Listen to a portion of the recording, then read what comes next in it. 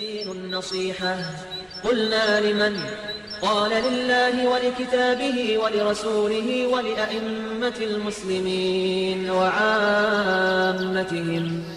يقول ربنا تبارك وتعالى فمن يرد الله أن يهديه يشرح صدره للإسلام ومن يرد أن يضله يجعل صدره ضيقا حرجا كأنما يسعد في السماء. Chers frères, craignez Allah comme il doit être craint. Notre Seigneur Tabarak wa Ta'ala dit dans le Coran: et puis quiconque Allah veut guider, il lui ouvre la poitrine à l'islam, et quiconque il veut égarer, il rend sa poitrine étroite, gênée, comme s'il s'efforçait de monter au ciel. Chers frères, chères sœurs, ce verset est la balance. Il est la frontière entre les deux états que le cœur, l'âme et la poitrine ils ont. Soit il s'agit d'une poitrine qui est large, ouverte, aérée. Il s'agit de la poitrine musulmane. Il s'agit de celle qui a une bonne opinion d'Allah Tabarak wa Ta'ala, ainsi que de sa religion. Une poitrine d'une personne qui mentionne Allah, une poitrine de celui qui fait le dhikr d'Allah Tabarak wa Ta'ala.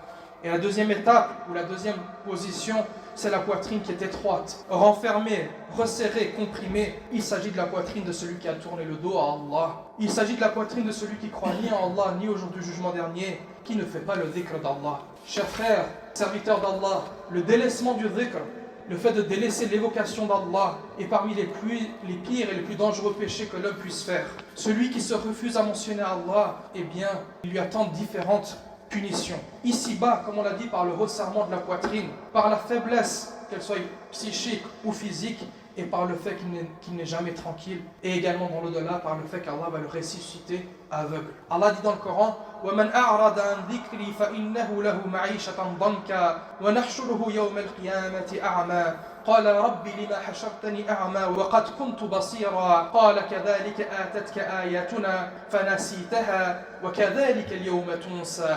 Allah nous mentionne cette catégorie de gens et dit: et quiconque se détourne de mon rappel mènera certes une vie pleine de gêne. Et le jour de la résurrection, nous l'amènerons aveugle au rassemblement. Il dira: Seigneur, pourquoi m'as-tu amené aveugle alors qu'auparavant je voyais?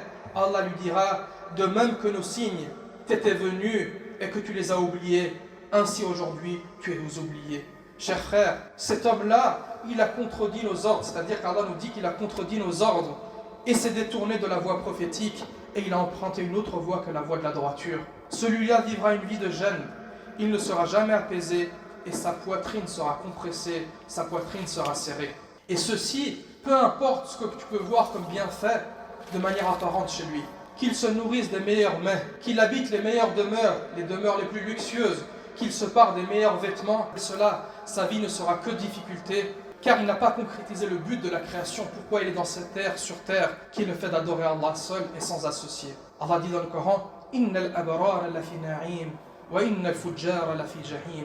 Il dit certes, les bons seront certes dans un jardin de délices, alors que les pervers, eux, seront certes dans une fournaise. Et ceci ne concerne pas que la vie future, également dans ce bas monde. Ceux qui étaient bons, ils mèneront dans ce bas monde une belle vie. Alors que ceux qui ont tourné le dos à Allah Azza wa Jal, avant de goûter la fournaise et qu'Allah nous en préserve de la vie future, ils goûteront à leur part ici-bas. Et chers frères, existe-t-il un autre délice, un autre ni'ma que celle du cœur et de la poitrine, le fait que la poitrine soit large et soit ouverte?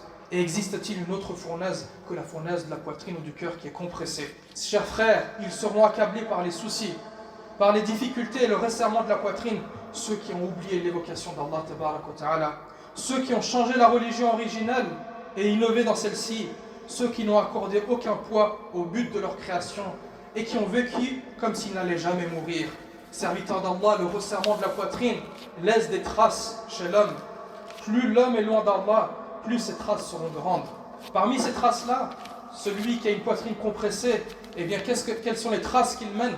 C'est que l'aversion des gens. Les gens ne l'aimeront pas et les gens s'éloigneront de lui, même ils le détesteront. Dans un hadith, le prophète sallallahu alayhi wa sallam dit: Inna Allah idha abrada abdan da'a Jibril fayaqul inni ubridu fulana fayubriduhu Jibril. Il dit, le prophète sallallahu alayhi wa sallam, si Allah porte en aversion un serviteur, s'il ne l'aime pas, s'il le déteste, il appelle l'ange Jibril et lui dit: certes, je déteste un tel, déteste-le à ton tour. Et Jibril le déteste. ثم ينادي في أهل السماء إن الله يبغض فلانا فأبغضوه فيبغضونه. Et puis il a fait un appel aux habitants des cieux. Il leur a dit très certainement Allah déteste un tel, déteste-le à votre tour.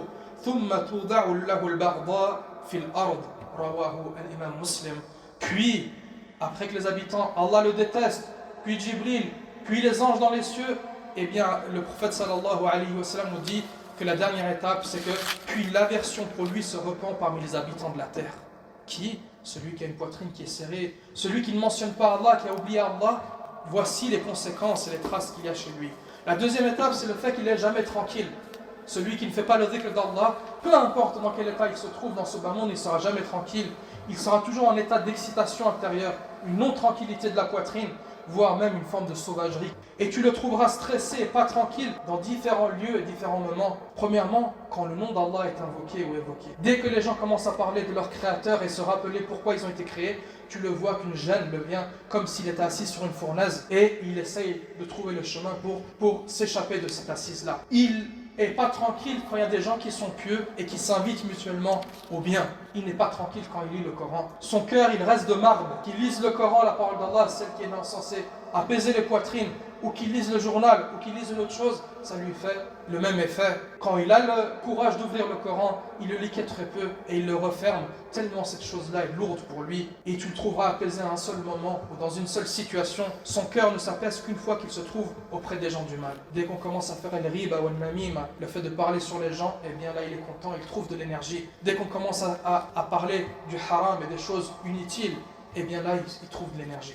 Mais dès que le bien est mentionné, eh bien son cœur devient dur.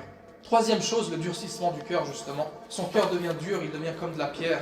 Dans la traduction du verset, Allah dit « Le moment n'est-il pas venu pour ceux qui ont cru que leur cœur s'humilie à l'évocation d'Allah et devant ce qui est descendu de la vérité, devant le Coran, et de ne point être pareil à ceux qui ont reçu le livre avant eux. Ceux-ci trouvèrent le temps assez long et leur cœur s'endurcirent, et beaucoup d'entre eux sont devenus pervers. Également, celui qui a oublié le rappel d'Allah et que sa poitrine s'est resserrée, eh bien il trouvera, comme on l'a dit, une fatigue, tant psychique que psychologique.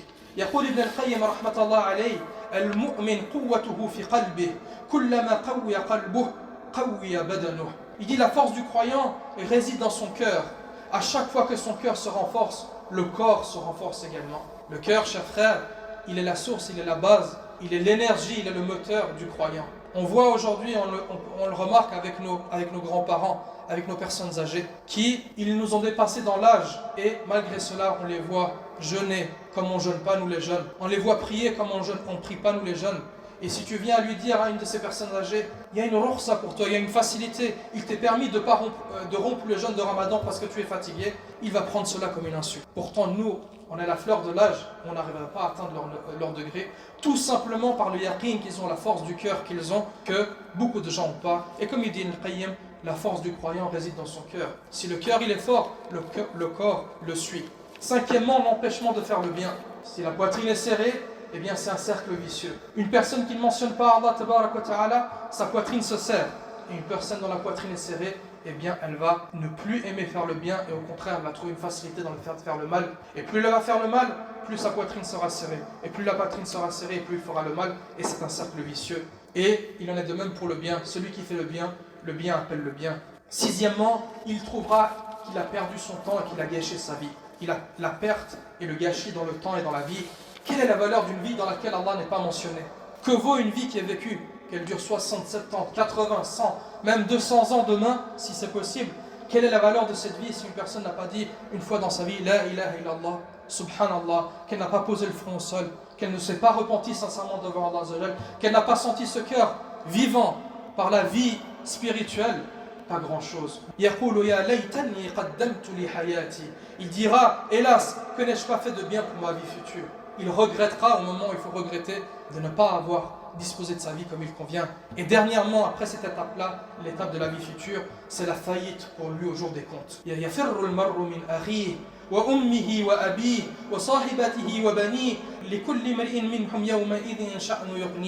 Le jour où Allah dit, le jour où l'homme s'enfuira de son frère, de sa mère et de son père, de sa compagne et de ses enfants, pour chacun d'eux ce jour-là aura son propre cas pour l'occuper.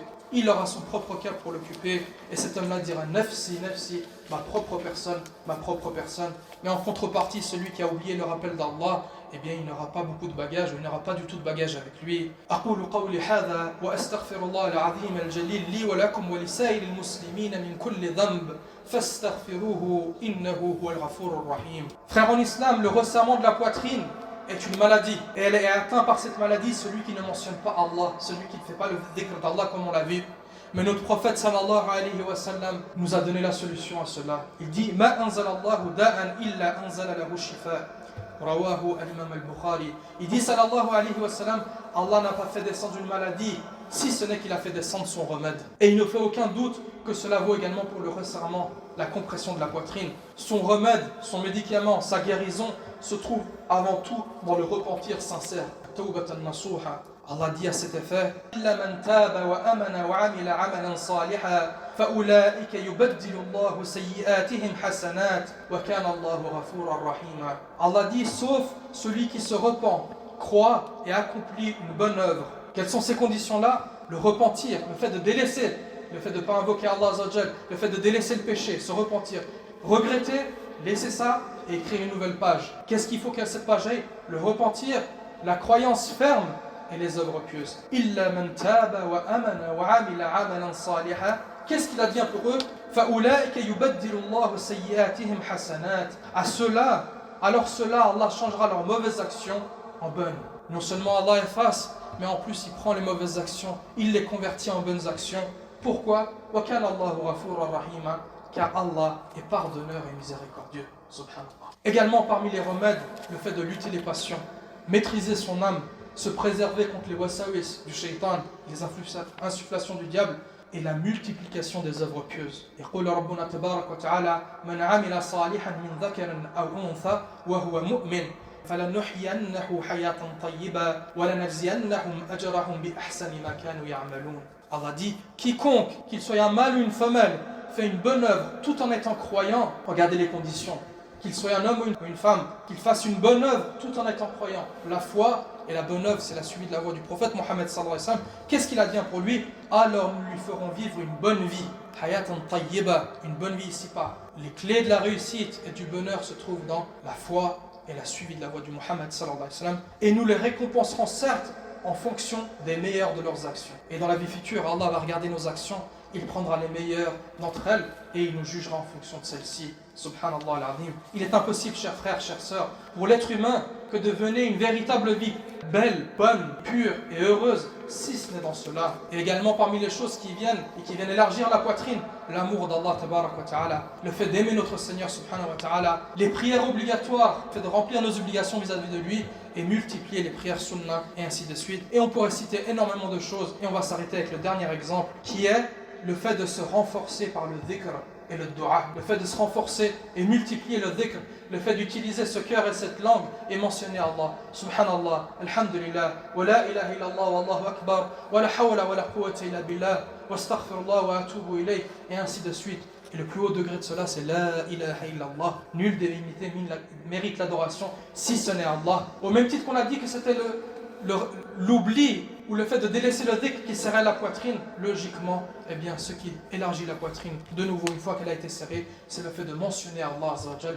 Et quelle meilleure mention que la mention du tawhid, la ilaha illallah.